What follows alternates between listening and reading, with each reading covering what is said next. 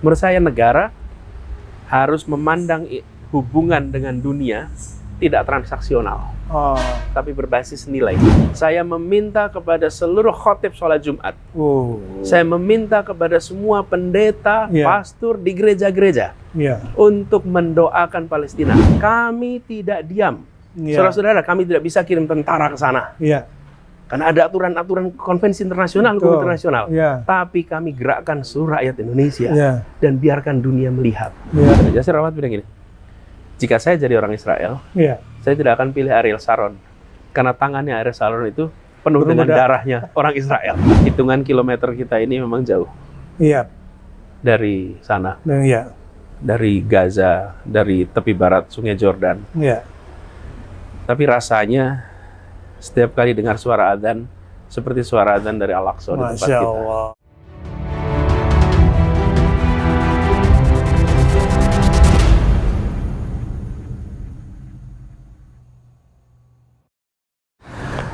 Assalamualaikum warahmatullahi wabarakatuh. Jumpa lagi bersama Kingmaker, dan tamu kita hari ini juga memang pantas disebut sebagai Kingmaker kita di Indonesia. Gaza membara, dunia belum menemukan solusi. Kali ini kita akan dengar poin penting dari Bapak Anies Rashid Baswedan. Bagaimana seharusnya kita menjadi warga dunia melihat peristiwa, dan bagaimana pemimpin kelas dunia menawarkan solusi. Yang pertama dulu, Pak Anies, bagaimana seharusnya menjadi warga dunia menatap peristiwa Gaza membara dan dunia bingung mengambil keputusan ini? Ustaz Bahtiar, terima kasih. Terima kasih kesempatan ngobrol. Ini tema penting sekali. Kita di Indonesia harus memiliki kesadaran warga 3 arena. Warga daerah, warga Indonesia, dan warga dunia. Jadi kalau kita warga desa, warga kota, warga kabupaten, ada peristiwa di kabupaten itu, kita turun tangan, kita peduli. Langsung ya, karena itu kampung kita ya, bertanggung jawab. Ya, begitu di dalam kampung kita ada rumah yang runtuh, longsor, maka kita turun tangan ikut perbaiki. Begitu kita warga Indonesia nih. Itu kesadaran sosial ya. Kita merasa ini ada warga Indonesia yang terkena bencana, erupsi, yang terkena ada konflik, maka kita peduli. Nah, ketika sampai di level internasional, maka kita harus membangun kesadaran. Harusnya pun membangun ya. Kami warga dunia. Warga dunia. Ketika ada satu bangsa disakiti terus-menerus, dijajah terus-menerus, maka kita tidak bisa tinggal diam. Dan kita harus menunjukkan sikap kami warga dunia, ini masalah kemanusiaan dan kami peduli. Waktu Indonesia mau merdeka, coba apa yang terjadi? Organisasi-organisasi buruh di mana-mana, seluruh dunia. Di Australia, buruh-buruh itu mogok, nggak mau loading barangnya Belanda. Di banyak negara kapal-kapal Belanda nggak bisa bergerak. Kenapa? Semua orang protes, kami tidak mau Anda menjajah Indonesia. Itu organisasi buruh ya. Sampai ke Mesir juga tuh. Gandhi bilang di sana, kami tidak mau dengan Belanda. Di mana-mana Belanda itu diprotes. Kenapa? Karena mereka merasa ada saudara kami, sesama manusia, namanya bangsa Indonesia, kalian jajah. Terus negeri itu mau merdeka. Dan lalu kalian mau minta kami melayani, tidak bisa. Kami berpihak pada kemerdekaan Indonesia. Sekarang saatnya mengingatkan pada bangsa Indonesia bahwa kemerdekaan kita dulu itu, kita berjuang dalam negeri, tapi dunia membantu kita. Bahkan ketika kita berperang melawan Belanda, memang senjatanya dari mana? Ada bantuan dari luar lah ya. Dari luar, disusupkan semuanya. Banyak negara yang menyusupkan senjata untuk Indonesia. Dikirimkan senjata itu supaya gerilyawan kita bisa perang. Melawan siapa? Melawan Belanda. Kita belum bisa buat senjata saja. Kita punyanya nyali, kita punyanya orang sama bambu, tawakal Allah. Tapi bicara bangsa. Nah, sekarang ini kita harus menyadarkan bangsa kita sendiri bahwa di Palestina ada penjajahan. Perintah konstitusi bahwa kemerdekaan adalah hak segala bangsa. Oleh karena itu penjajahan harus dihapuskan dari muka dunia. Yang harus mengerjakan ini siapa? Ya, warga Indonesia. Penyelenggara negara. Penyelenggara negara. Siapa sih UBN? Ini kan warga negara. Hanya kesadaran sosial aja. Punya tanggung jawab moral, menggerakkan. Yuk kita kumpul bikin solidaritas. Menurut saya negara harus memandang hubungan dengan dunia tidak transaksional, tapi berbasis nilai. Ya, apa nih transaksional maksudnya gimana nih? Jadi kami berurusan dengan negara lain, kami berurusan dengan bangsa lain sebagai transaksi. Saya beri apa, Anda berikan saya apa. Itu transaksional. Jadi ada bisnis setelah itu ya? Apakah bisnis, apakah kebudayaan, apakah pendidikan, tapi sifatnya atau transaksi. Atau politik ya? Transaksi. Ya. Tidak semua hubungan. Harusnya ini tidak boleh diikutkan. Terlalu lama kita ini bertahun-tahun ini menyaksikan hubungan itu transaksional. Jadi dunia itu dipandang sebagai urusan Kementerian Luar Negeri. Jadi ketika ada urusan apa-apa di dunia, pemerintah bilang oke, ini urusan Kementerian Dalam Negeri. Ini bukan urusan sebangsa kita. Jadi biar Kementerian Luar Negeri aja bikin statement, Kementerian Luar Negeri aja yang melakukan lobby, dan Ibu Menteri doing a good job. Ibu Menteri melakukan statement-statementnya, sikapnya bagus. Bagus. Kita merasa terwakili di situ. Bangga kita. Di tingkat diplomasi. Tapi tidak boleh urusan Palestina ini hanya sebatas urusan Kementerian Luar Negeri. Sertakan rakyat.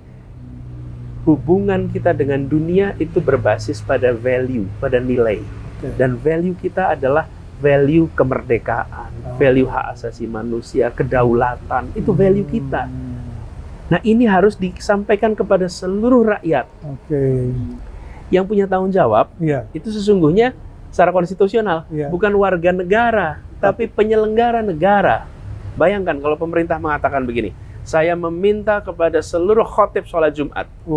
Saya meminta kepada semua pendeta, pastor di gereja-gereja untuk mendoakan Palestina. Kepada para pendeta di vihara, di pura, semua untuk para biksu, pemimpin-pemimpin agama, di rumah ibadah semuanya.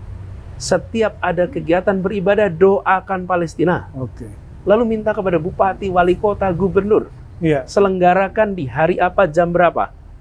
Bayangkan ratusan juta rakyat Indonesia berkumpul di waktu yang bersamaan, seluruh dunia bergetar, dan mereka akan melihat ini sebuah negeri yang punya tanggung jawab untuk kemerdekaan, sebuah negeri yang punya tanggung jawab untuk kedaulatan, dan dunia akan menengok kita. Seluruh media sedunia pasti memberitakan dari negeri yang dulu dibangun dengan perjuangan kemerdekaan, dikirimkan pesan bebaskan Palestina, dikirimkan pesan bebaskan Palestina dari penjajahan, bebaskan keluarga dari penderitaan. Itu dahsyat. Jadi ini impact dari cara pandang bahwa kita adalah warga dunia. Dan yang mengatakan itu siapa? Negara. Negara. Harus negara yang mengatakan itu ya. Iya, jangan pemerintah biarkan mengatakan kami tidak diam. Saudara-saudara, kami tidak bisa kirim tentara ke sana. Karena ada aturan-aturan konvensi internasional, hukum internasional.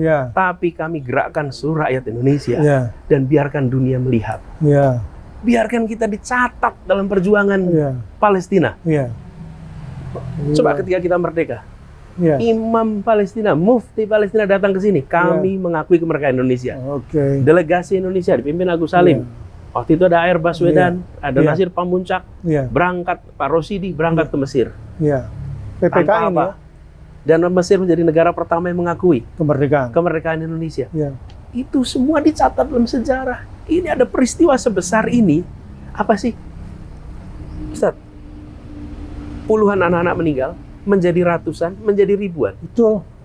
Anak-anak, pernahkah kita membayangkan ibu kita melahirkan dan menguburkan?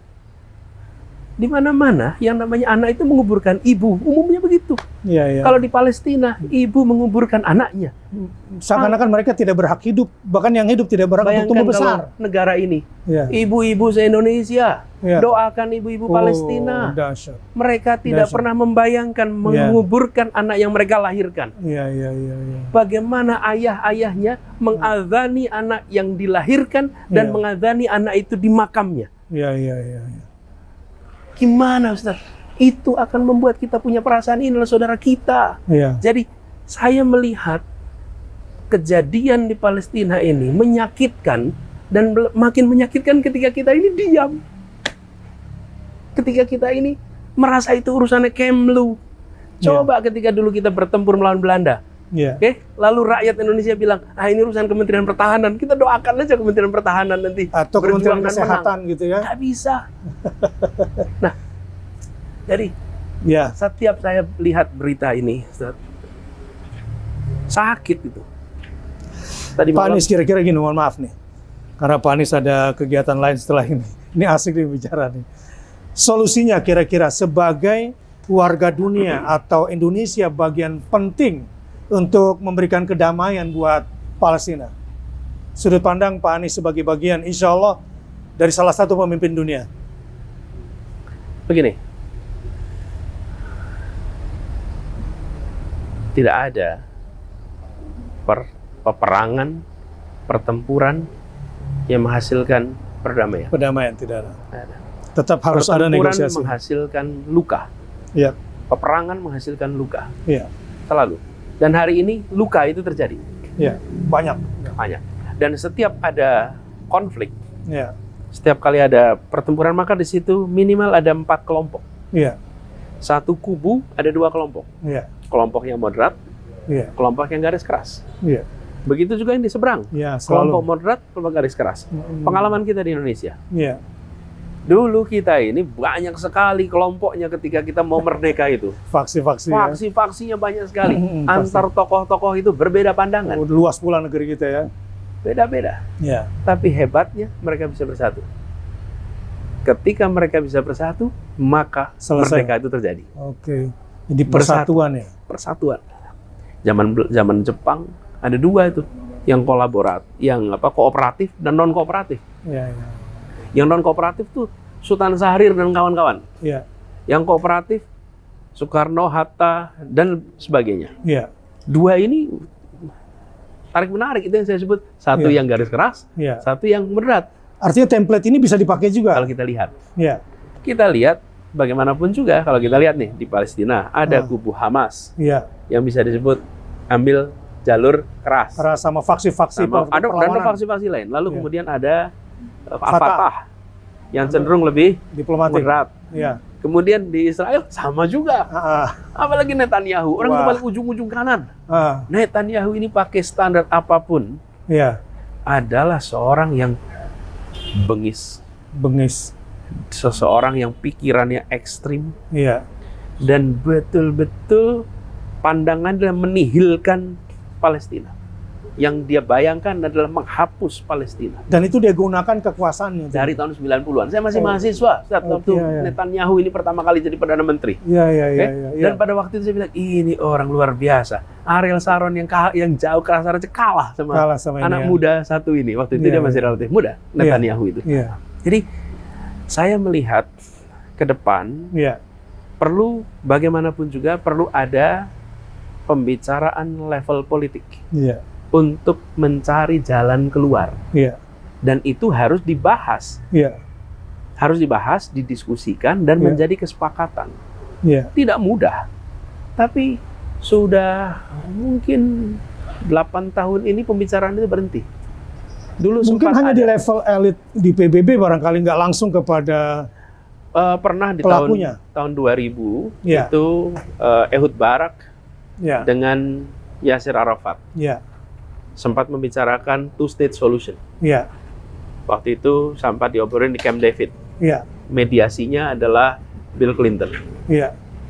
Two-state solution, solusi 2 negara. Betul.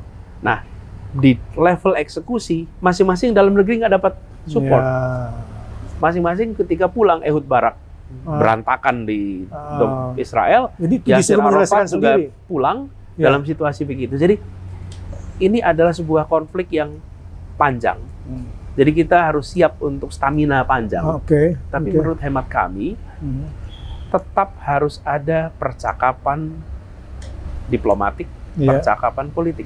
Seperti kita. Pengalaman kita di Indonesia. Ketika kita memperjuangkan kemerdekaan, bersatu, declare, lalu jaga persatuan itu. Dan ketika kita jaga persatuan itu, apa yang kemudian muncul? Ada 2 nih. Kelompok perjuangan fisik dipimpin Jenderal Sudirman dan lain-lain menunjukkan eksistensinya. Kelompok politik dan diplomasi menggunakan ini sebagai posisi tawar di internasional. Dan kemudian ketegasan sikap kita itu mempengaruhi betul konstelasi internasional. Seperti contoh, kita baru merdeka, Rusia dukung, kemudian India dukung, negara-negara besar itu dukung. Tapi blok Barat belum. Karena ada Belanda di situ yang dekat dengan sekutu. Sekutunya. Apa yang terjadi? Peristiwa Madiun 1948. Ketika ada pemberontakan komunis, itu mengubah pandangan dunia Barat. Apa yang terjadi? Mereka curiga bahwa Indonesia akan masuk blok timur. Karena pikiran-pikiran kita adalah pikiran-pikiran yang dekat dengan sosialis. Tapi ketika ada pemberontakan PKI Madiun dan kita menghabisi pemberontakan itu, dunia kaget, ini bukan komunis. Anak kecil ya mereka ya. Ini bukan komunis, langsung berubah. Dan Belanda ditekan dan terjadilah konferensi Meja Bundar setahun kemudian. Peristiwanya 48 di Madiun, tahun 49 konferensi Meja Bundar, ditekan Belanda oleh seluruh dunia, akhirnya menerima. Jadi tetap di ujungnya adalah kesepakatan politik. Nah, ini yang harus kita kerjakan. Lalu yang tidak kalah penting adalah kemampuan diplomasi di dalam level internasional. Peran Indonesia kira-kira seperti apa seharusnya? Nah, kita bisa memfasilitasi. Tidak mudah, tapi bisa. Terutama untuk mempersatukan kubu di dalam Palestina. Ini yang paling penting. Berarti kita langsung kepada menurut saya pelakunya, kita bisa berbagi pengalaman. Sebagai contoh, pengalaman Indonesia di dalam perjuangan internasional selalu tampil dengan narasi nasionalisme. Nasionalismenya. Selalu nasionalisme. Saya beri contoh nih. Kalau ditanya siapa diplomat-diplomat awal, mayoritas adalah tokoh-tokoh yang di dalam konteks hari ini kelompok Islam. Awal-awal itu. Agus Salim, ini bapak diplomasi Indonesia. Kemudian Muhammad Rum. Betul ya? Tokoh-tokoh ini, mereka di dalam negeri, kalau dibuat pola, mereka itu kelompok Islam. Keras ya? Secara afiliasi politik. Tapi ketika mereka ke dunia internasional, kami Indonesia. Kami nasionalis, tampil keluar dengan gagasan nasionalisme, gagasan keindonesiaan, ini sebagai bangsa yang bersatu dalam bineka. Palestina bisa belajar itu. Bahwa keluar, tapi kalau kita di dalam negeri, Bung Tomo, tempur takbir. Tapi Agus Salim tidak di luar takbir. Di dalam negeri, kayak Hasyim Asy'ari mengeluarkan resolusi jihad. Santri ribuan hibahkan nyawa dengan membawa takbir. Kurang kalau bicara apa? Ini mujahid semua ini. Ini mujahidin ini. Betul. Betul nggak? Betul. Tapi tampil internasional, diplomasi, wawasannya nasional. Nah, Palestina bisa belajar itu.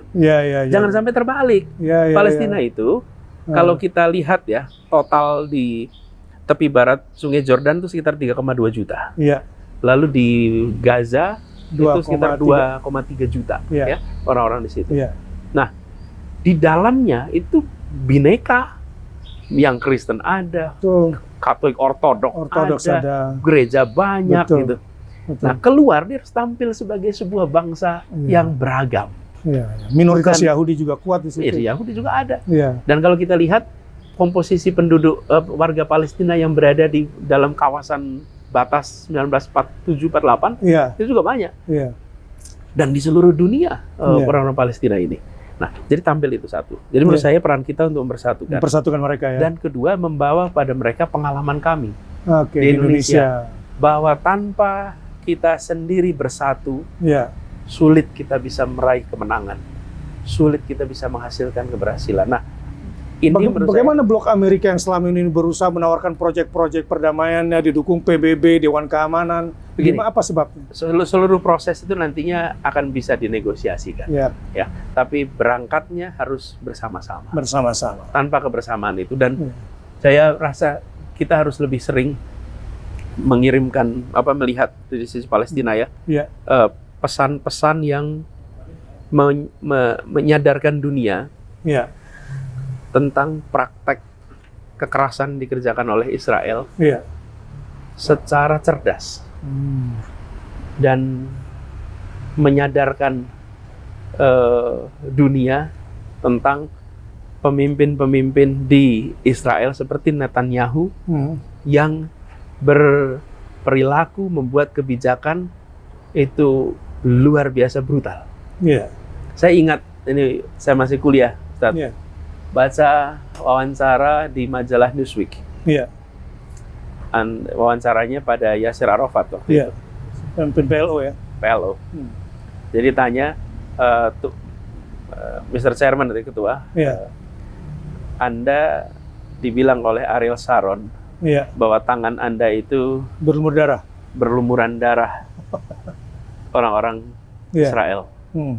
Darah orang Israel ada di tangan Anda. Iya. Tidak pantas Anda menjadi presiden. Gitu tegas sekali ya. Dikatakan itu pada Iya. Yasser Arafat. Apa pendapat Anda terhadap pernyataan itu? Lalu apa yang dijawab Yasser? Yasser Arafat bilang gini, jika saya jadi orang Israel, Iya. saya tidak akan pilih Ariel Sharon karena tangannya Ariel Sharon itu penuh dengan darahnya orang Israel.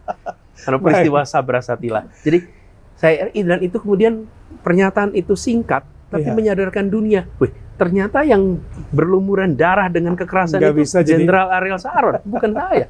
Nah, maksud saya hari ini itu harus dilakukan, Indonesia bisa mengerjakan.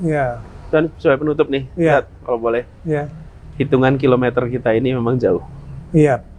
Dari sana, dari Gaza, dari tepi barat Sungai Jordan. Tapi rasanya setiap kali dengar suara adzan seperti suara adzan dari Al-Aqsa di tempat Masya kita. Allah, Masya Allah. Itu udah artinya dekat di hati ya. Terima kasih Pak Anies Baswedan, sangat mencerahkan walaupun singkat. Jumpa lagi insya Allah di Kingmaker berikutnya. Wassalamualaikum warahmatullahi wabarakatuh.